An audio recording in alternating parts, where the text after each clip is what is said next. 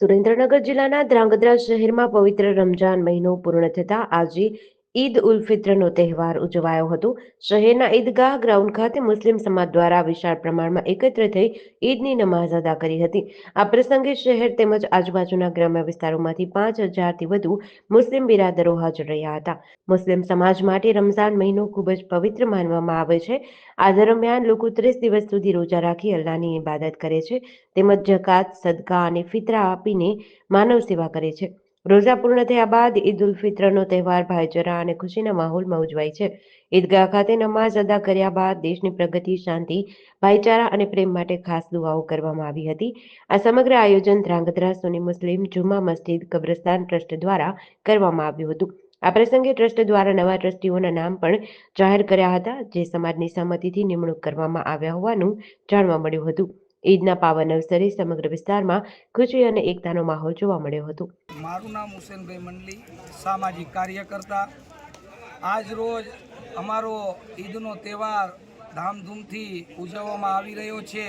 તેની અંદર બોડી સંખ્યાની અંદર ઈદગાહની અંદર તમામ મુસ્લિમ ભાઈઓ ભેગા થઈને એક ઈદની નમાઝ અદા કરી અને એક મહિનો જે રમજાન મહિનો પવિત્ર અમારો ચાલતો હોય તેની અંદર 30 રોજા પૂરા થયા। તેની અંદર આ રોજાની અંદર ઇબાદત કરીને આજ અમે ઈદગાહે તમામ મુસ્લિમ બિરાદરો ભેગા થઈને એક અલ્લાહની ઇબાદત કરી અને તમામના હકમાં હિન્દુ મુસ્લિમ એકતાના સંદેશ માટે અમારા મૌલાના સાહેબે પણ દુઆ કરી કે તમામ હિન્દુ મુસ્લિમ ભાઈચારાના સંકેત અમને પહોંચે એવી અમારા મૌલાના સાહેબે પણ દુઆ કરી અને અમે પણ આપની પાસે આશા રાખીએ છીએ કે અલ્લાહ તાલા આપ તમામ મુસ્લિમ ભાઈ બહેનોને ભાઈચારાથી રાખે અને તમામ હિન્દુ મુસ્લિમ ભાઈઓને પણ ભાઈચારાથી રાખે એવી આશા સાથે અમે એક દુઆ કરીએ છીએ। अस्सलाम वालेकुम। તમામ દેશવાસીઓને આજે ઈદ ઉલ ફિત્રની ઈદ મુબારકબાદી પડું છું। આજે ધ્રાંગધ્રા સમસ્ત મુસ્લિમ સમાજ દ્વારા ઈદ ખુતબા ઉપર નમાઝ પઢવામાં આવેલી અને નમાઝ ખુતબા દરમિયાન તમામ સમસ્ત મુસ્લિમ સુન્ની જમાત દ્વારા આજે ઠરાવ કરવામાં આવેલો છે કે ઘણા સમયથી આપણા ટ્રસ્ટીઓ જે છે મરૂમ છે તે ગુજરી ગયા છે અને તેની જગ્યાએ નવા ટ્રસ્ટીઓની નિમણૂક કરવાની છે।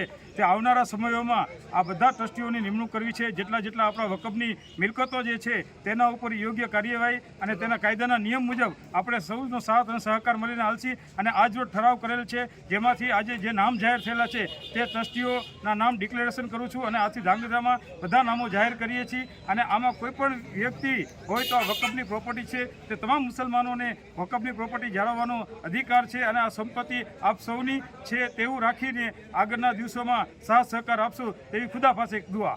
અસ્સલામુ અલૈકુમ વરહમતુલ્લાહિ વબરકાતુહ। આજે બહુ જ સારું ખુશીનો દિવસ છે જેને ઈદ એ સઈદ ઈદ ઉલ ફિત્રનો દિવસ કહેવામાં આવે। એક મહિનાની મુસલમાનો રોઝા રાખે, ઇબાદત કરે, નમાઝો પડે, તરાવીઓ રાખે અને ભૂખ પ્યાસમાં રહીને અલ્લાહને યાદ કરે, તેનો બદલો અલ્લાહ તબારક વ તઆલા ઈદના દિવસે એમને આપે છે। એટલે આજે બધાય મુસલમાનો ખુશ છે અને આપણે પ્રાર્થના અને દુઆ કરીએ કે અલ્લાહ તબારક વ તઆલા આપણા હિન્દુસ્તાનના અંદર ભાઈચારો અને અલ્લાહ તબારક વ તઆલા દોસ્તાના કાયમ અને દાયમ રાખે। આપણે અલ્લાહ તબારક વ તઆલા પાસે એવી દુઆ કરીએ છીએ। જેડીસી ન્યૂઝ સાથે દિનેશ ગાંભવા સાથે ઋતુલ કુમાર ધામેચા, ધ્રાંગધ્રા।